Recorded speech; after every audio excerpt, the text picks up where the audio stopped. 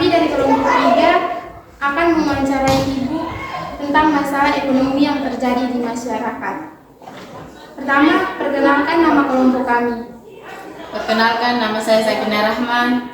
Perkenalkan, nama saya Simanita. Perkenalkan, nama saya Jeffrey Roman. Dan nama saya Tresia Laura Gere. Dan nama Ibu yang diwawancarai Ibu Vinci. Pertanyaannya, apa yang dimaksud dengan motif ekonomi? Baik, jadi motif ekonomi itu dia kata dari ekonomi ya. Jadi motif itu dia sama dengan alasan. Jadi alasan atau dorongan seseorang untuk memenuhi kebutuhan. Jadi misalnya contoh, kita mau beli bensin, toh? Beli bensin berarti motif ekonominya apa? Kita punya kebutuhan untuk isi di motor, kita mau pakai untuk jalan-jalan. Itu namanya motif ekonomi. Dorongan atau alasan seseorang untuk memenuhi kebutuhan itu disebut motif ekonomi. Bisa? Bisa. Pertanyaan kedua, Siapa yang bertanggung jawab atas kestabilan ekonomi? Jadi kestabilan, omong tentang stabil berarti keseimbangan ya. Keseimbangan antara kebutuhan ekonomi dengan alat penyedia kebutuhan. Jadi misalnya kebutuhannya itu seimbang dengan alat penyedia, itu namanya stabil atau tapi kalau misalnya kebutuhan lebih banyak, alat pemuas kebutuhan itu kurang, berarti kurang stabil. Itu orang biasa disebut dengan kelangkaan. Jadi kalau stabil itu yang bertanggung jawab itu pasti awalnya kita semua, kita sebagai pemakai atau konsumen. Kita juga yang mengendalikan. Jadi bagaimana cara supaya tidak terjadi kelangkaan tadi itu.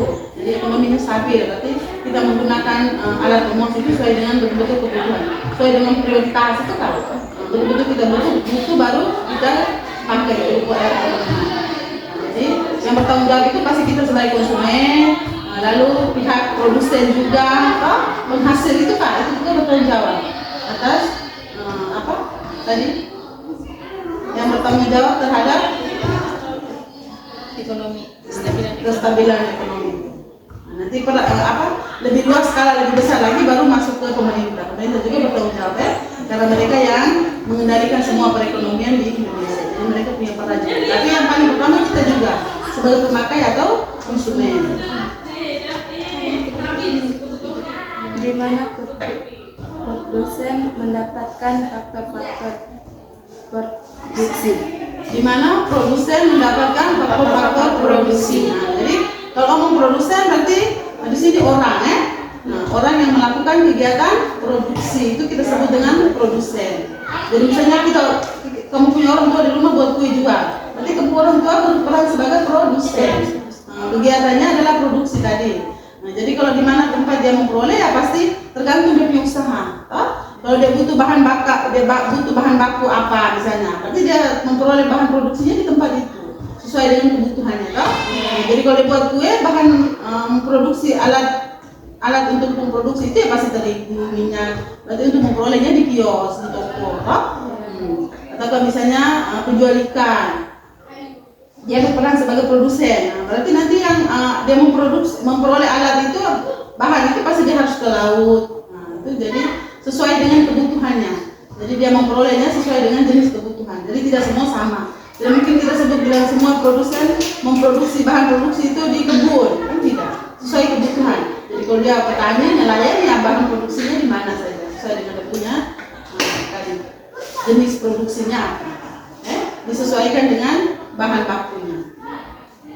Mengapa jalur distribusi dibutuhkan? Kalau distribusi itu apa distribusi? Ibu si belajar di semester kemarin itu distribusi sama dengan ada 3 tuh, produsen, distribusi dan konsumen. Distribusi itu sama dengan pengedar, perantara ya, pengecer itu kan. Jadi dia yang menghubungkan antara produsen dengan konsumen, itu namanya distribusi. Orang beli ikan langsung di pantai datang jual di kampung-kampung. Nah, dia yang datang ke sana jual itu disebut dengan distribusi itu. Dia distributor, dia pengedar. Beda dengan kita beli langsung di pabrik. Nah, tapi kalau dia beli macam di kios-kios, itu dia mereka namanya distributor itu, perantara. Bisa ya? Pertanyaan yang kelima, kapan kebijakan Martere diterapkan? Kapan kebijakan Martere diterapkan? Lihat baik-baik dulu itu. Moneter mungkin. Moneter diterapkan. Kebijakan moneter itu diterapkan apabila perekonomian mengalami inflasi. Nah, itu baru kebijakan moneter diterapkan. Ngomong tentang keuangan juga. Nah, itu dia diterapkan apabila mengalami inflasi atau ketidakstabilan. Nah, itu perekonomian keuangan mengalami ketidakstabilan. Nah, di situ kebijakan moneter akan digunakan atau diterapkan. Pertanyaan yang keenam, bagaimana cara pemerintah menyelesaikan masalah ekonomi? Jadi terkait dengan semua masalah tadi, misalnya kelangkaan yang kita sebut tadi dan lain sebagainya, itu pihak pemerintah mengatasi itu dengan menyediakan memperbanyak sarana untuk memenuhi kebutuhan ekonomi, memperbanyak itu kan. Jadi kalau misalnya tadi kelangkaan bensin, kalau kita di sini lebih cenderung ke bensin Pertamina, berarti mereka menambah itu tempat Pertamina lagi, mungkin di Lembata baru 1 tambah lagi jadi 2 contoh. Itu peran pemerintah juga supaya mencegah kelangkaan tadi itu, ataukah meningkatkan produsen, produksi, menambah produksi itu jadi yang produksi semakin banyak. Kalau mungkin sebelumnya produksinya sedikit, mereka menambah supaya semakin banyak orang produksi, dan tidak menyebabkan kita mengalami kelangkaan. Itu peran pemerintah. Baik, hanya itu saja. Baik, hanya itu saja. Terima kasih atas waktunya. Terima kasih juga. Semoga berkenan. Terima kasih, Bu.